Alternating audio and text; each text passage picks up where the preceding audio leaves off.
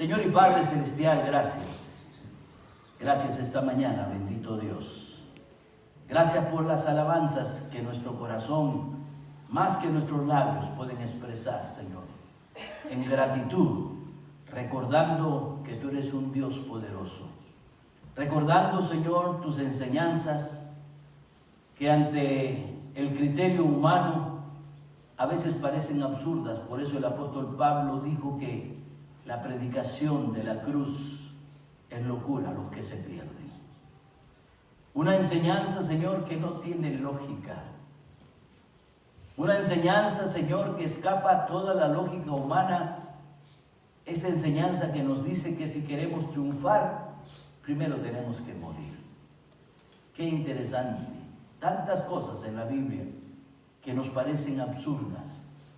Si queremos ser ricos, tenemos que dar. Si queremos crecer, tenemos que empequeñecernos. Tantas, pero tantas enseñanzas paradójicas, Padre, que no entran en la lógica humana. Por eso para el hombre le parece locura escuchar que para triunfar tenemos que morir. Pero tu palabra bien claramente nos enseña que la nación de Israel, para poder triunfar y llegar a la tierra prometida, tuvo que morir. Para que nosotros podamos alcanzar la gloria eterna, tenemos que morir. Gracias, bendito Dios, te damos. Bendice este momento, Señor, en que vamos a abrir tu palabra. Y en una forma, Señor, sencilla, enséñanos, Padre, que cada uno de nosotros podamos entender esta verdad tan sencilla, pero al mismo tiempo tan profunda, Padre, para nuestra vida espiritual, para nuestra vida personal y para nuestra vida como cuerpo de la Iglesia de Manantial. Señor, te damos gracias por el grupo de alabanza y la honra y la gloria sea para ti en el nombre de Jesús. Amén, Señor. Amén. Tomen asiento, hermanos, tomen asiento y vamos abriendo la palabra del Señor mientras nuestros hermanos de la alabanza dejan el lugar. Capítulo 2 de Primera a los Corintios. Ok. Hemos escogido estas predicaciones sucesivas de las cartas del apóstol Pablo a la iglesia de Corinto, porque era una iglesia carnal, una iglesia que no había aprendido a morir. Y como no había aprendido a morir, vivía entonces en el poder de la carne. La carne dominaba a esta iglesia. Y mientras que la iglesia viva en la carne y no aprenda a morir en esa carne, no va a poder cantar un himno de victoria. Lo que vamos a entonar, tristemente, van a ser himnos, pero de derrotas. Tristemente. Entonces tenemos que ir despacio y aprender cada uno de estos conceptos, y no solamente aprenderlos y dejarlos como teoría en letra muerta, sino que tenemos que aprender estos conceptos y aplicarlos a nuestra vida. De nada sirve que los aprendamos en teoría. No sucede nada si solamente lo aprendemos y no lo ponemos por práctica. Es como gastar el tiempo durante años estudiando una profesión y al final, con el título graduado, no ponerla en práctica. Todo el tiempo fue en vano. Todo el esfuerzo fue vano. No importa todo lo que tuviste que luchar. Alcanzas el título, alcanzas la carrera, te gradúas, sacas una maestría, sacas un doctorado, pero al final de cuentas no pones en práctica lo que has aprendido. ¿De qué sirve? De nada. Es un fracaso. De nada sirve que nosotros aprendamos mucho de la Biblia si no aplicamos estos conceptos a nuestra vida. Una de las características, valga la redundancia, que caracteriza a nuestra iglesia Manantial en el medio evangélico de Denver, Colorado, es que somos una iglesia que estudia constantemente la Biblia. Cada vez que alguien menciona la iglesia Manantial, siempre tiene este concepto. ¡Wow! Ahí estudian la Biblia, dice. Pero ¿de qué sirve que estudiemos la Biblia? ¿De qué sirve que la aprendamos con dedicación? Si nada de esto que aprendemos aplicamos a nuestra propia vida, ¿de qué sirve? De nada. Domingo tras domingo, vez tras vez, siempre que hay un servicio, enseñamos la Biblia. Miramos las células, ya tenemos 2 y dentro de poco tendremos 3. Enseñamos la Biblia. Y cada vez que nos reunimos para enseñar la Biblia, tenemos discipulado, aprendemos la Biblia. La pregunta, ¿de qué sirve si no la aplicamos? ¿De qué sirve si estos conceptos y estos principios no rigen nuestra vida? No sirve absolutamente de nada. El apóstol Pablo dice que eso es letra muerta. El apóstol Pablo dice que ese es conocimiento que envanece, porque no lo ponemos por obra. Hemos aprendido desde los domingos pasados acerca de que necesitamos tener una iglesia que viva una relación entre sus miembros. Es triste saber que cuando llega gente nueva a la iglesia, algunos hermanos se toman el trabajo de malinformar lo que está ocurriendo mal en la iglesia. Yo cuando me enteré de esta noticia, yo no podía creer, porque créanme usted, aunque a usted le parezca mentira, yo me entero de todo lo que muchos tratan de ocultar. Tarde o temprano. Me dolió el corazón escuchar eso. La iglesia de Corinto era una iglesia carnal. La iglesia de Manantial es una iglesia carnal. La iglesia de Corinto es una iglesia carnal porque no había aprendido a morir. La iglesia de Manantial y cualquier otra iglesia es carnal precisamente por el mismo problema. Y sabe lo que me aterra, que el diablo lo sabe. Y lo sabe y lo aprovecha. A diferencia de nosotros los creyentes que lo sabemos, pero no lo aprovechamos. Y entonces Pablo, al mirar esta iglesia carnal, porque él mismo le dice, yo no puedo escribirles a ustedes como espirituales, porque no son espirituales, porque sois carnales, les dijo. Andan peleándose unos contra otros. ¿Acaso no sois carnales?, les pregunta Pablo. De tal manera que no puedo tratarte como espiritual, tengo que tratarte como carnal, porque eres carnal. Y entonces el apóstol Pablo se detiene y en vez de profundizar en una doctrina más avanzada, tiene que comenzarle a darles lechita porque son niños todavía. Y el apóstol Pablo dice, ¿cómo es posible? Ustedes que ya deberían comer vianda, todavía tengo que darles lechita.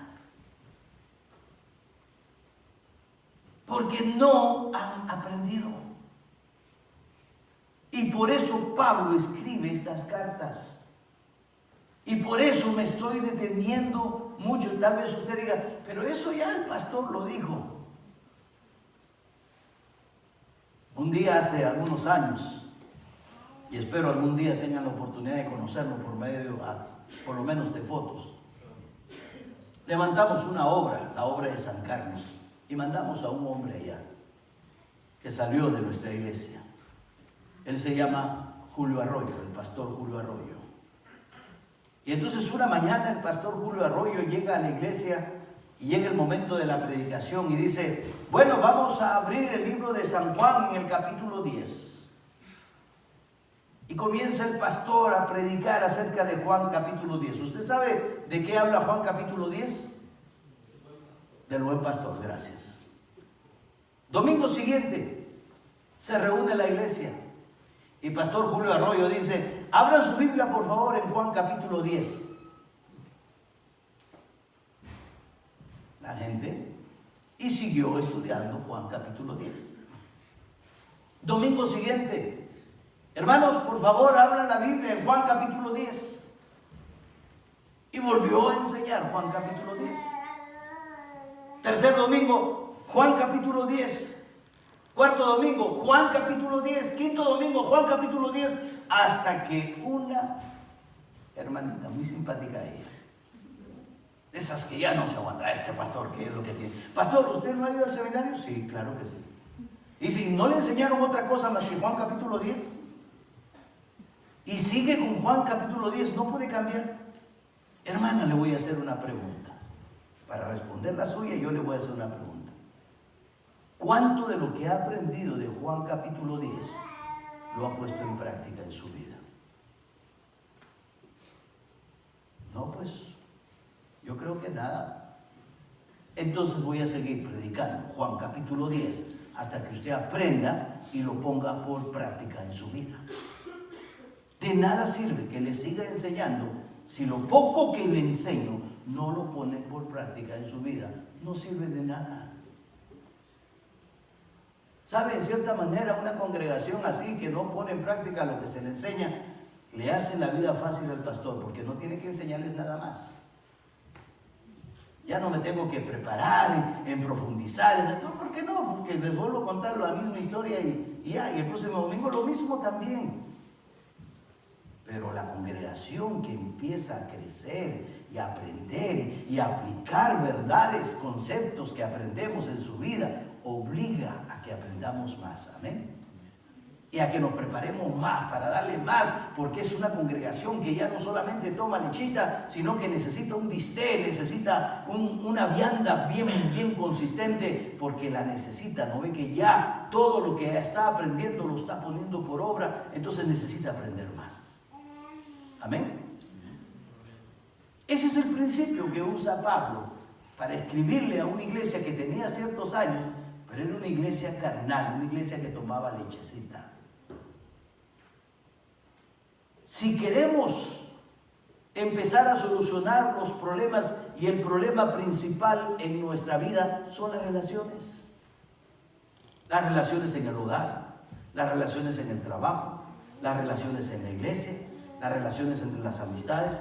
Si nosotros queremos mantener la unidad y las relaciones, tenemos que aprender principios bíblicos.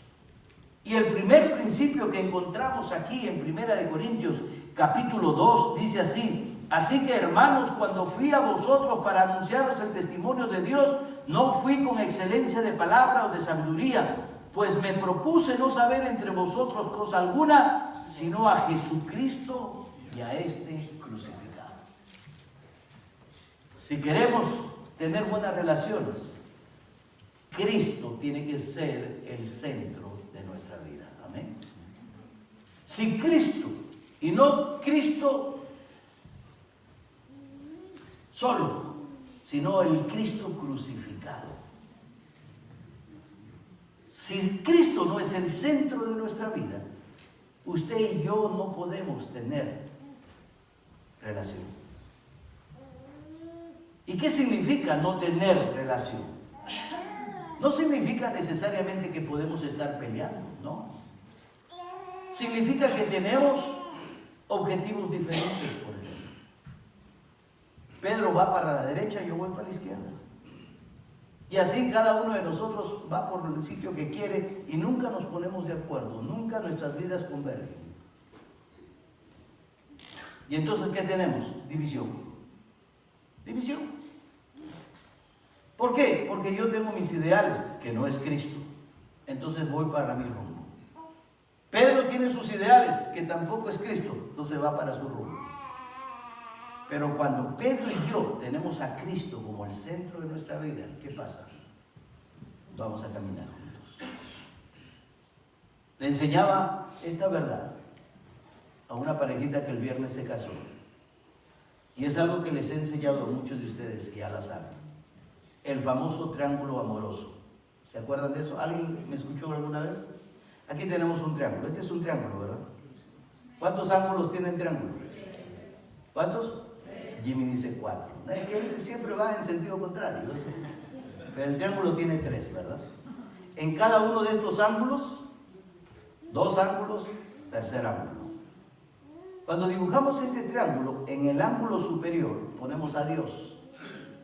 En los 2 ángulos inferiores ponemos, cuando se trata del matrimonio, el esposo y la esposa. José, María. Karen, Jimmy. Víctor, Elvia. Y podemos mirar todas las parejas, ¿no? Pedro, Aimé. Y así. Mientras que ambos estén en los ángulos inferiores y no crecen y se quedan ahí, la distancia que tienen entre ellos es la base del triángulo. Pero cuando ellos comienzan a subir en su relación hacia Dios, la distancia entre ellos es más corta, más estrecha, porque empiezan a tener una relación con Dios. Él tiene que ser el centro de nuestra vida. Si Cristo no es el centro de nuestra vida en todo tipo de relación, nosotros nunca podremos ser una iglesia unida. Y la Biblia nos enseña que Él es el centro. Él es la historia, Cristo es el Cristo de la historia, del centro de la humanidad. ¿Y por qué no aceptamos que Él sea el centro de nuestra vida? Y Pablo dice, yo no vengo a ustedes con palabras persuasivas de humana sabiduría, yo vengo a ustedes predicándole a Cristo y a este crucificado. Entonces no solamente necesitamos el primer elemento que es Cristo Jesús para estar unidos, ahora necesitamos la cruz. Porque no solamente voy a hablar del Cristo histórico, sino del Cristo crucificado. Y hemos aprendido desde el domingo pasado acerca de que la cruz de Cristo nos da poder. ¿Y por qué necesitamos la cruz de Cristo?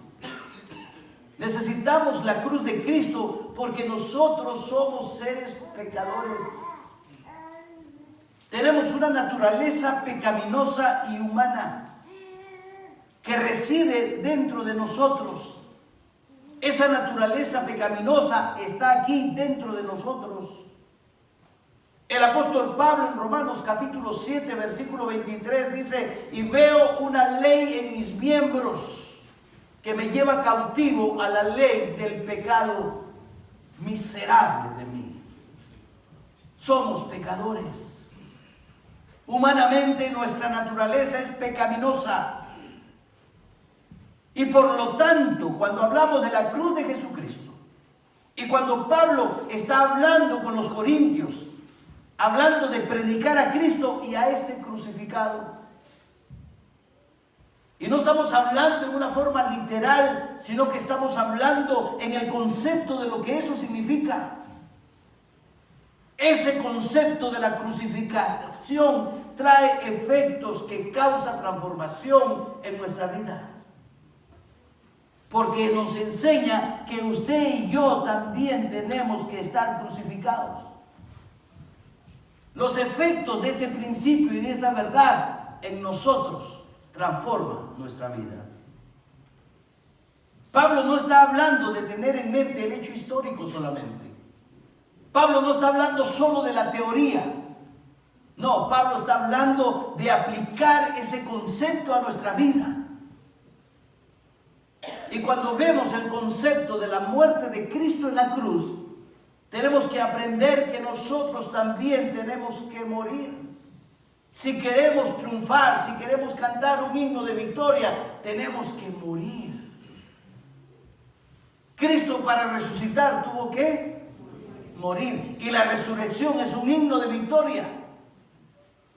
Y al morir tenemos que entender que ya no tenemos vida propia, sino que hemos recibido la vida de Cristo Jesús. En la mañana en la escuela dominical estábamos hablando de eso. Pablo dijo, ya no vivo yo, ya no tenemos vida propia. Qué triste cuando como cristianos decimos, bueno, yo vivo como quiero. Un momentito. Tu vida ya no es tu vida. Cristo la vive a través de ti.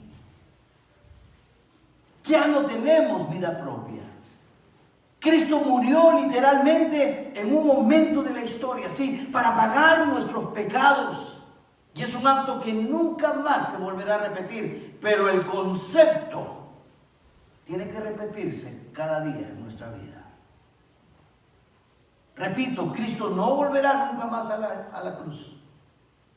Nunca más habrá crucifixión. Pero el concepto tenemos que aplicar. Este hecho tenemos que aplicarlo diariamente. Pablo dijo, es necesario morir. Cada día muero, dijo el apóstol Pablo. El Señor Jesucristo también nos enseñó que cada día tenemos que tomar nuestra cruz para podernos seguir. Y tomar la cruz no significa solo cargarla, significa morir en la cruz. Y qué interesante que en el libro de Juan, capítulo 3, mírenlo, el versículo 30 del libro de Juan, capítulo 3, versículo 30, miren lo que dice el apóstol Juan.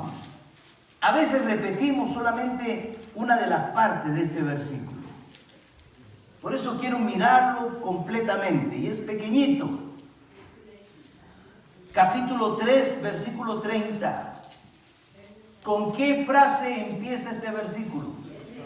Es necesario. No es algo opcional. Es algo que necesitamos hacer. Es algo importante, es algo principal, es la esencia de todo. Es necesario. ¿Y qué es necesario? ¿Es necesario que vengamos a la iglesia? Sí. ¿Es necesario que diezmemos? Sí. ¿Es necesario que hagamos tal o cual cosa? Sí. Pero aquí empieza con uno. Es necesario que Él crezca, pero que yo mengue. ¿Qué me enseña este versículo? ¿Qué me enseña? ¿En qué momento Él va a crecer?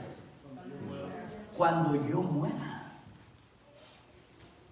Cuando yo muera.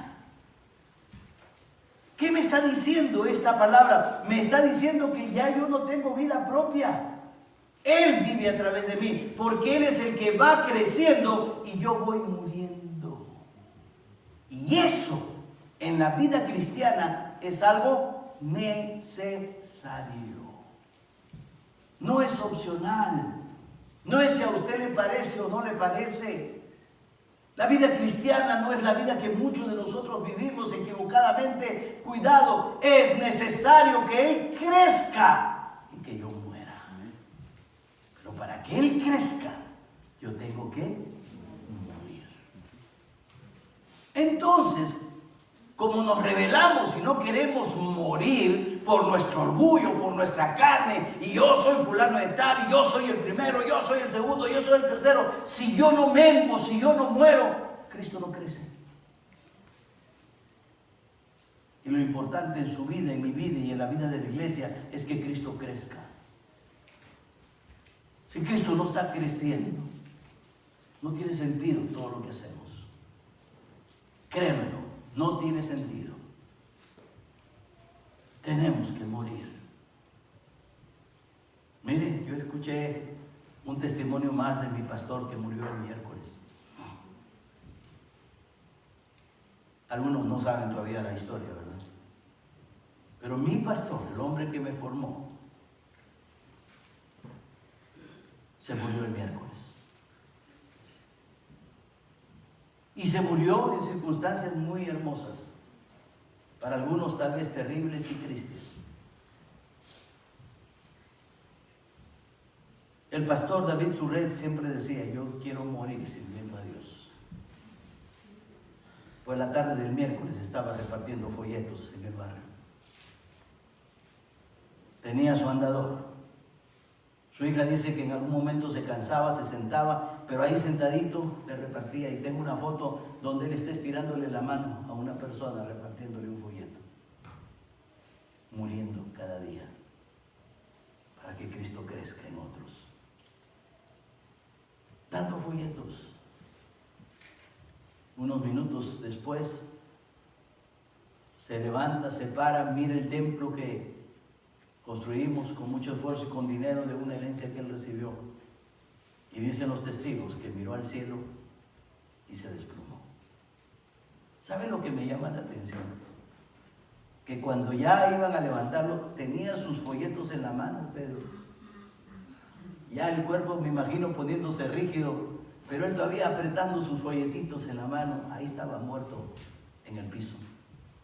¿Y sabe qué estaba haciendo la esposa? Agarró un megáfono. El megáfono que usted y yo compramos para el ministerio allá en Perú con el pastor Gustavo. Ve a traer el megáfono, le dijo la esposa del pastor. Y allá Gustavo, nuestro misionero, fue corriendo a casa, trajo el megáfono y la hermana Wilma, se llama, esposa del pastor, se mandó una predicación, hermano. En lugar de estar ahí en el piso con su esposo, llorando, sufriendo, lamentando la pérdida, estaba con un megáfono predicándole a todas las personas que se aglomeraron. Cantidad. El próximo domingo vamos a pasar un video. Es necesario que Él crezca y que yo mengue, que yo muera. Y este hombre literalmente murió. ¿Y qué estaba haciendo? Haciendo que Cristo crezca. Hermanos, si nosotros no aprendemos a morir y aplicar este hecho diario a nuestra vida, entonces no estamos viviendo la verdadera vida cristiana. Porque no estamos recordando siempre que nosotros estamos muertos. Y el pastor decía, nosotros estamos muertos, yo ya estoy muerto. No necesito nada. Él hace años recibió una herencia y con ese dinero pudo comprar su casa, miren. Pudo comprarse una casa en el Perú. Y en vez de comprarse la casa, construyó el templo de la iglesia en La Pascana, la iglesia bíblica bautista. Invirtió todo lo que había recibido por herencia en el templo. Porque la vida de él era dedicada a morir y que Cristo crezca.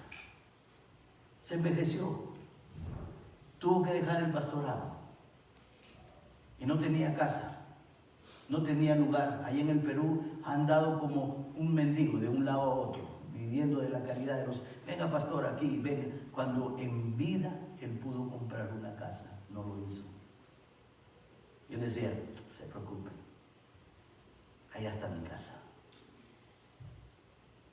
Necesario menguar nosotros para que Él crezca. Muchas veces nosotros no morimos y nuestro enfoque son las cosas de este mundo. Ese es el problema al no morir. Si no morimos, el mundo tiene fuerza sobre nosotros. Por eso es que tenemos tantos problemas. Pablo está enseñándonos a morir.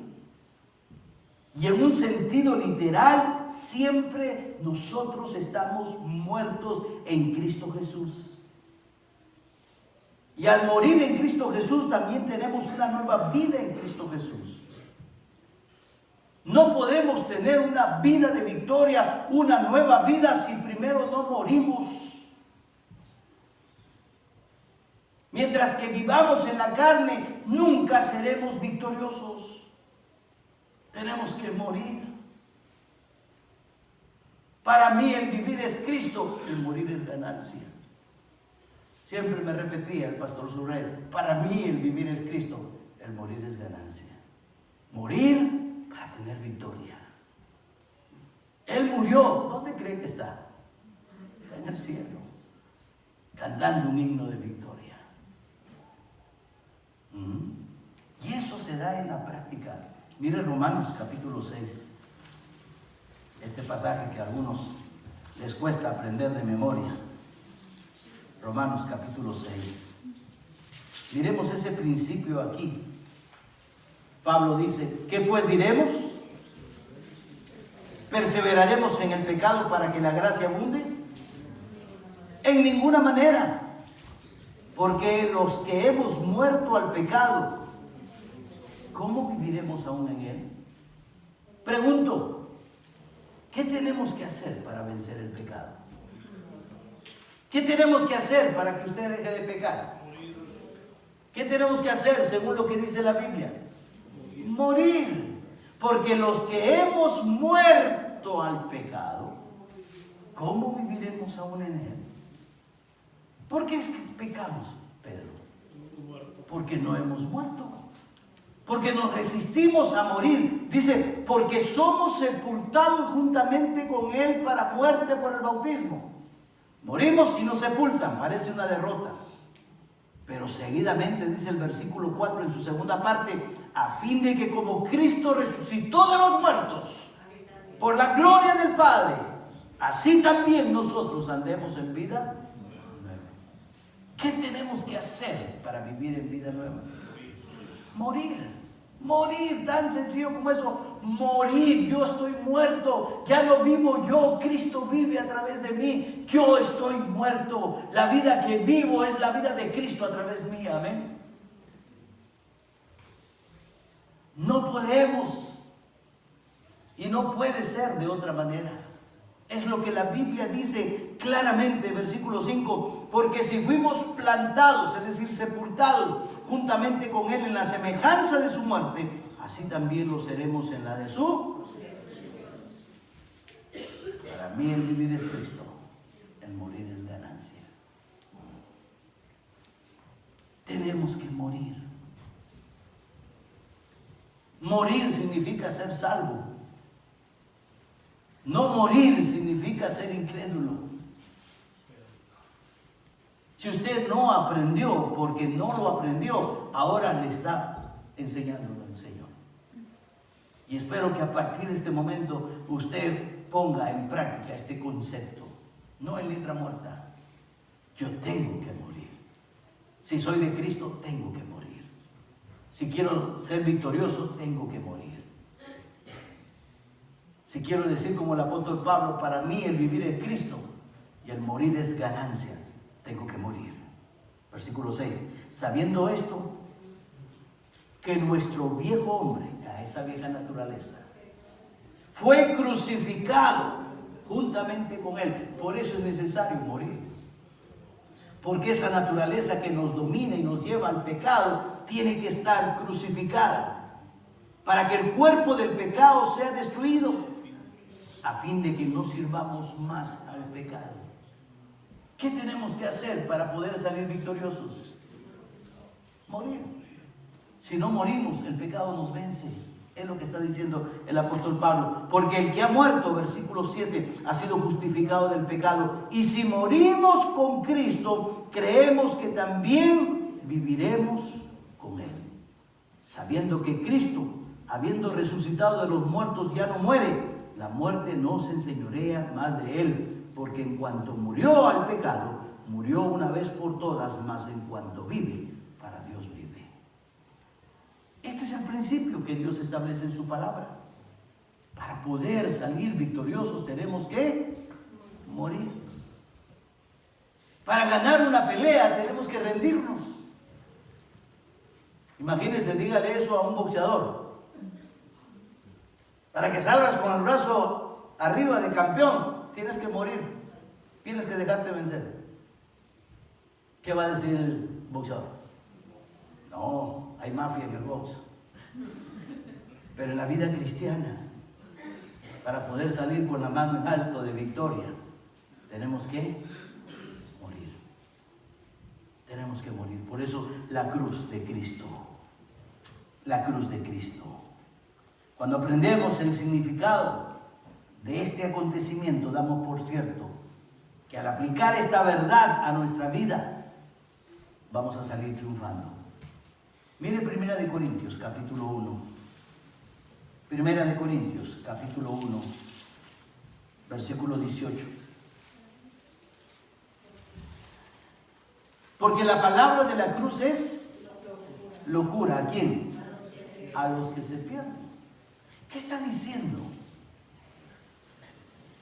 Lo que yo les acabo de decir, nada más que en otras palabras. De nuevo lea 1 Corintios 1:18.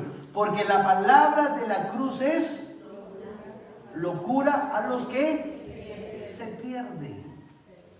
Quiere decir que los que no están crucificados con Cristo Jesús están irremediablemente perdidos. La palabra de la cruz es locura a los que se pierden. Los que no quieren aplicar esta verdad a su vida es porque no tienen a Cristo. Y entonces, ¿cuál es la condición? Se van a perder.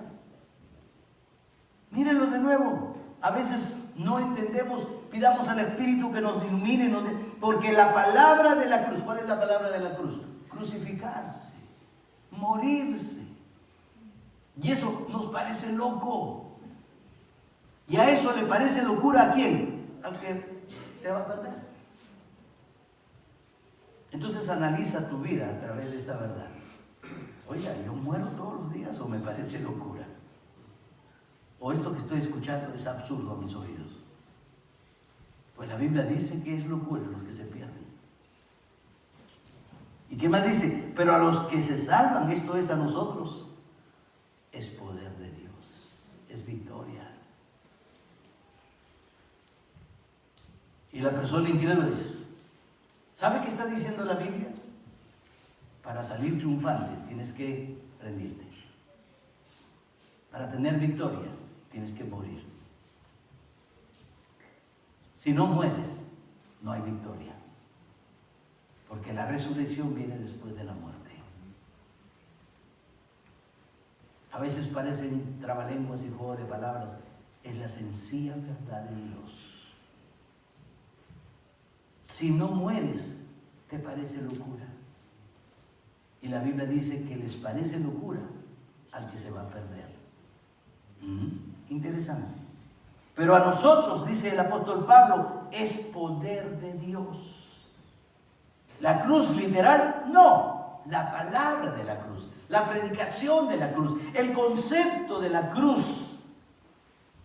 Él lo hizo, literalmente e históricamente sí, pero nosotros aplicamos el concepto de morir. ¿Morir a qué? A mi pecado. Morir a mi yo, morir a mi egocentrismo, morir a mi orgullo.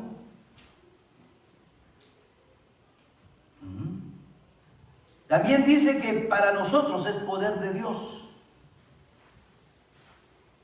La vida cristiana se vive en el poder de Dios, no en nuestro poder, porque nosotros estamos muertos. A veces personas vienen y dicen, pastor, pero ¿por qué yo no puedo? Yo le digo, tienes que morir. No, pastor, pero yo no entiendo. Tienes que morir. El día que mueras, ese día puedes. ¿Qué dice? La Biblia es lo que está diciendo. Mientras estés haciéndolo en tus fuerzas, en el poder de tu fuerza y tu voluntad, no se puede. Tienes que morir cada día. En el mismo libro de Gálatas, mire lo que dice la palabra del Señor.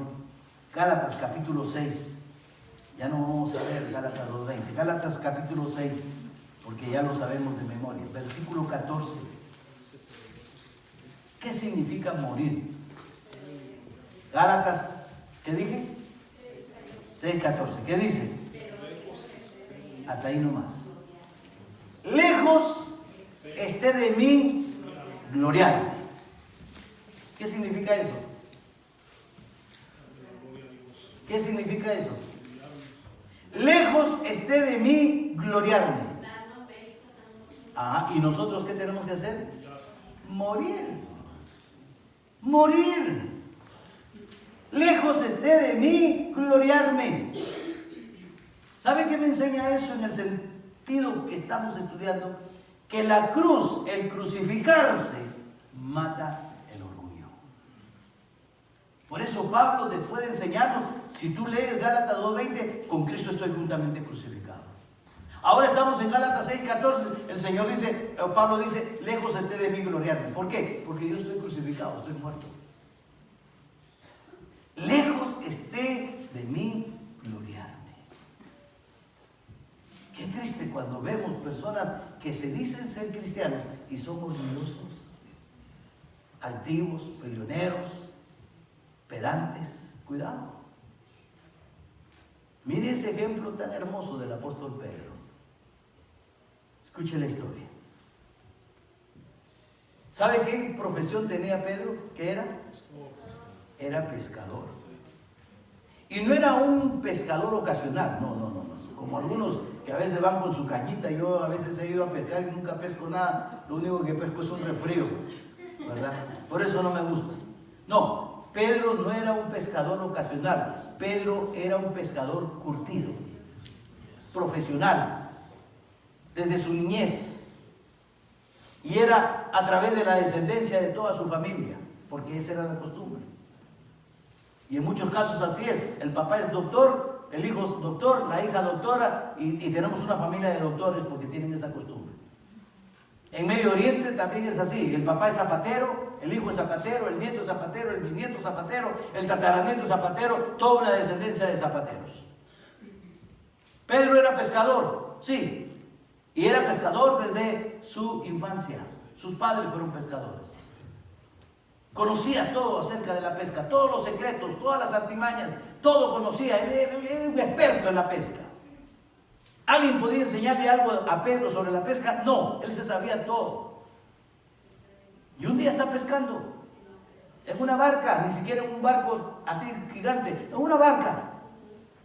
Y está pescando. Y viene el Señor Jesucristo. Pedro, ¿qué haces? Y Pedro le dice, aquí, Señor, he pescado toda la noche y no he conseguido nada. Toda la noche. Pescador curtido, profesional, experimentado. Y entonces el Señor Jesucristo le dice, Pedro, pon la red al lado derecho. Evidentemente estaba a la izquierda. Y Pedro, me imagino que pensaría, yo lo hubiera hecho.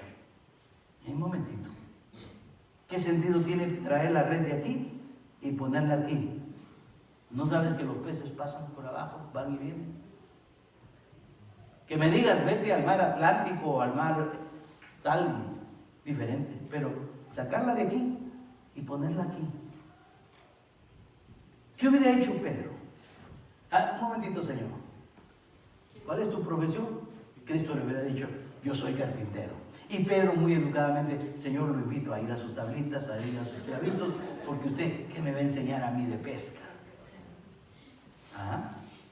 Eso hubiera sido una respuesta orgullosa, altiva. Miren lo que dice el apóstol Pablo, pero lejos esté de mí gloriarme. Y Pedro hizo eso. Lejos estaba de él gloriarse. Él pudo haber dicho, Señor, ¿qué me vas a enseñar a mí? Yo sé que tú eres el Señor, pero yo de pesca soy el experto. Yo puedo dictar cátedra de lo que es pesca. Conozco los pescados, conozco todo. Yo sé que los peces pasan por abajo. Él hubiera dado una respuesta así. Y yo creo que lo pensó. Porque la respuesta de Pedro fue, Señor, he pescado toda la noche. Yo soy experimentado, agregaría en su mente. Pero, en tu nombre. Ese pero implica que él pensó algo. No lo dice la Biblia, pero de alguna manera, qué raro esto, ¿no? Y este carpintero que me va a enseñar a mí de pesca si yo soy pecador. Pero, ese pero, ¿sabe qué implica? Humildad. Humildad. Hermano, mira, yo te voy a enseñar. ¿Qué me vas a enseñar tú a mí, hombre? Yo tengo que enseñarte. Eso significa orgullo. Pero, Señor, en tu nombre. Pero, Señor, yo voy a morir para que resplandezcas tú. Cuando sigue la historia, vemos la abundancia de la pesca. ¿Porque Pedro fue muy inteligente? No. ¿Porque Pedro fue muy hábil? No. Fue porque Pedro se atrevió a morir en su orgullo para que resalte él. ¿Sí entiende el principio? Hace algunos años, miren, Mi familia y yo llegamos a este país. Tuvimos oportunidad de ir a trabajar, a apoyar a un pastor jovencito, él, muy joven. Llegamos y la primera advertencia que yo le di a mis hijas: no digan que yo soy pastor. Veníamos mi esposo y yo de un pastorado de 20 años en el Perú. Y llegamos aquí, llegamos a la iglesia, empezamos a congregarnos como cualquier creyente y ahí a colaborar con el pastor, a apoyarlo, a ayudarlo. Y un día el pastor viene y me habla: hermano Piscoya, sí, hermano, dígame, ¿sabe? Yo lo veo que usted está aquí en la iglesia y le agradezco, pero quisiéramos que usted haga el discipulado 1. Ok, chévere. Y nos sentamos a hacer el discipulado 1 todos los martes. Mi esposa y yo veníamos hasta su casa desde Aurora, veníamos aquí a donde él vivía. Y nos reuníamos a estudiar el discipulado 1 y teníamos un tiempo de compañerismo y nos fuimos conociendo y chévere, todo. Él recién empezaba en el pastorado. Yo tenía 20 años de pastor, pero él me estaba enseñando el discipulado 1. Un tiempo hubo una reunión en la Convención Bautista del Sur con los pastores y él fue ahí a esa reunión. Y se encontró con un pastor que me conocía, amigo mío. Dice: oye, hermano Efraín, ¿tienes a un pastor ahí en tu congregación que acaba de llegar? Dice: ¿pastor? No. Sí, hombre, hay un pastor ahí que viene de Perú, tiene 20 años de experiencia. Dice: ¿el hermano Piscoya? ¿Él es pastor? No, si no me ha dicho nada. ¿Le preguntaste? No, sencillamente yo sé que no. Y este hermano le dijo: él es pastor. Efraín vino y se tapó la cara cuando me miró y dijo: ay, hermano, ¿qué le puedo enseñar yo a usted? Yo le dije: mucho, hermano, mucho. Disfrutamos este tiempo. Vamos a concluir, no dejemos a medias el discipulado. Y disfrutamos de conocernos, de tener compañerismo, de renovar nuevas cosas, y tan hermoso. Porque la Biblia nos ha enseñado: lejos esté de mí gloriarme. Lejos esté de mí. Eso no cuenta conmigo. La honra y la gloria es para Jesucristo. Nosotros tenemos que morir cada día. Si no ponemos en práctica ese concepto en nuestra vida, estamos mal. Lejos esté de mí gloriarme, sino en la cruz de nuestro Señor Jesucristo, porque en el mundo me es crucificado a mí y yo al mundo. El mundo está crucificado a mí. Dice: el mundo está muerto para mí. El mundo no tiene atractivo para mí. Pablo dijo: pon la mira en las cosas de arriba, no en las de la tierra, porque estamos muertos con Cristo. ¿Qué cristiano es aquel que el mundo lo atrae de tal manera que solo está pensando en las cosas materiales y no se preocupa por las cosas espirituales? Si no está muriendo, no tiene a Cristo. Es locura a los que se pierden, dice la Biblia. Porque la evidencia de que tenemos a Cristo en el corazón es cuando la cruz de nuestro Señor Jesucristo crucifica el mundo para mí. El mundo ha muerto para mí. El mundo no tiene atractivo para mí. Y yo al mismo tiempo he muerto para el mundo. Y como estoy muerto, el mundo no me puede usar. Pero Cristo sí me puede usar. Cristo usa a los que estamos muertos, que nos hemos bajado de ese orgullo, de ese pecado, de esa altivez. De los que podemos decir: lejos esté de mí gloriarme. Por eso es que tenemos muchos problemas, porque no hemos aprendido a morir. Y no hemos aprendido a morir para el mundo y hacer que el mundo muera para nosotros. Estamos a la expectativa de cómo podemos ganar cosas. Cuidado. Versículo 3 de 1 Corintios capítulo 2. ¿Qué dice el versículo 3? Y estuve entre vosotros con debilidad y mucho temblor y temor. Estuve entre vosotros con debilidad. Mira, ¿quién está escribiendo esto? ¿Quién está escribiendo? Pablo. Pablo el autoritario. Pablo el poderoso. Pablo el altivo. Pablo el que perseguía a la iglesia. Está aquí diciendo: y estuve entre vosotros en debilidad, con mucho temor y temblor. ¡Wow! ¿De qué está hablando? Está hablando de la actitud que ahora él tiene. Él ha cambiado. Ya no es el altivo, ya no es el orgulloso, ya no es el autoritario, ya no es el que todo se la sabe, porque era cierto. Pablo era un hombre bien preparado, pero ahora Pablo ha cambiado, Pablo ha muerto. Y Pablo dice, estuve entre vosotros con temor y temblor. Y estuve entre vosotros reconociendo que soy débil, y cuanto más débil soy, Cristo es más fuerte en mí. Qué triste cuando como cristianos nos ponemos en una posición altiva. ¿Se ha dado cuenta de los títulos que nos damos hoy día? Es que es el doctor fulano de tal, es que es el profeta fulano de tal, es que es el consejero clínico pastoral por allá. Y entonces nos da, qué cosa yo soy y tal. No somos nada. No somos nada. Pablo mismo dijo, y estuve entre vosotros con debilidad. Es decir, lo que está diciendo Pablo, yo fui poderoso, pero ahora para las cosas del Señor ya no. No es en mi poder, es en el poder de Dios, es lo que está diciendo.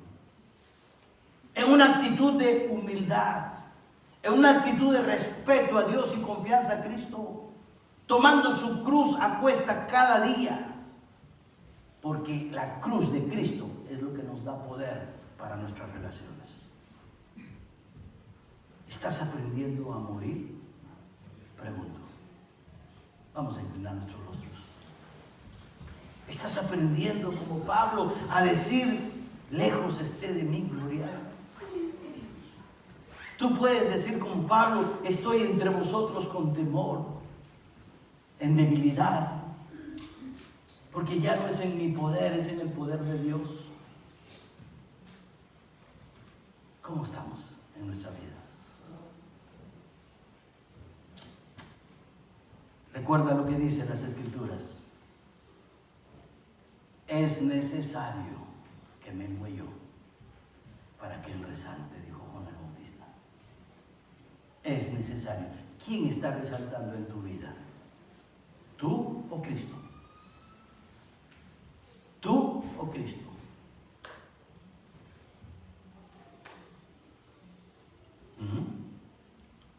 ¿Quién resalta en tu vida? ¿Tú?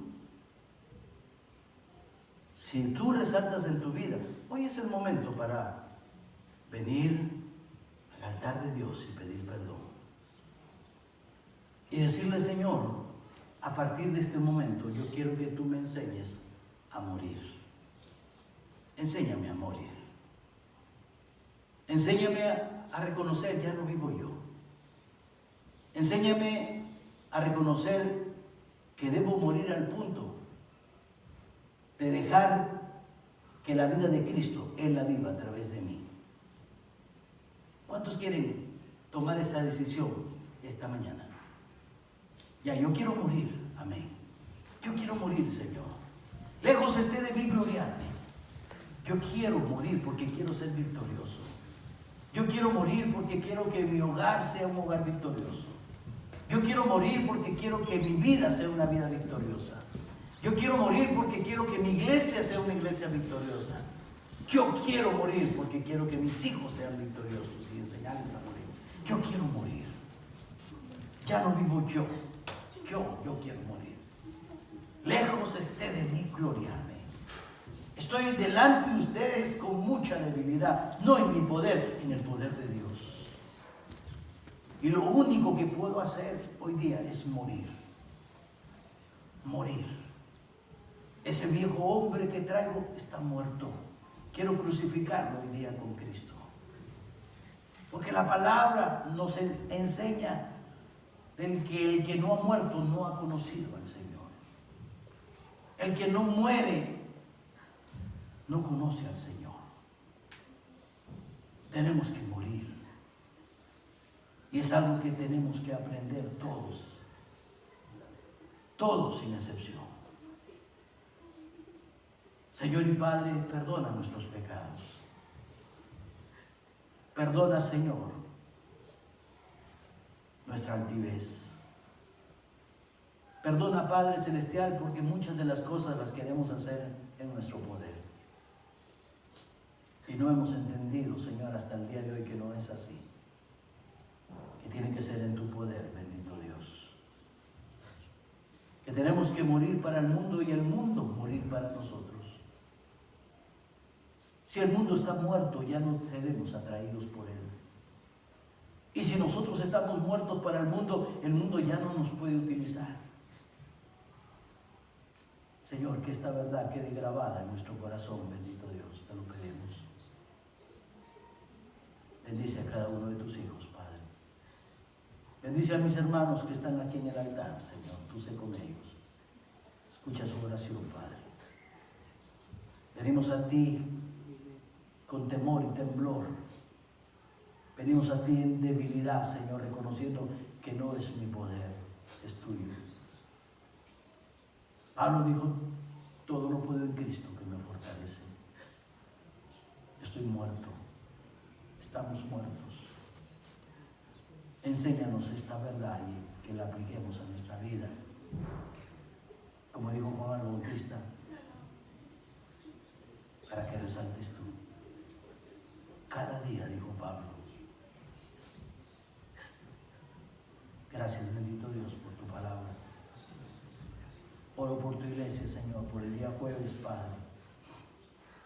Que nos podamos reunir, Señor, en esta actividad. Por los hermanos que están preparando todo, bendícelos, Padre. Que lo hagan en tu poder, no en su poder. Que lo hagan, Señor, en una forma humilde, no con altivez. Porque no es en nuestro poder, es en tu poder. El viernes, la vigilia, Padre. Que no estemos pensando, oh, es de noche, oh, es muy tarde, oh, tengo que descansar, oh, que me duele aquí, que me duele allá. Hemos muerto para el mundo.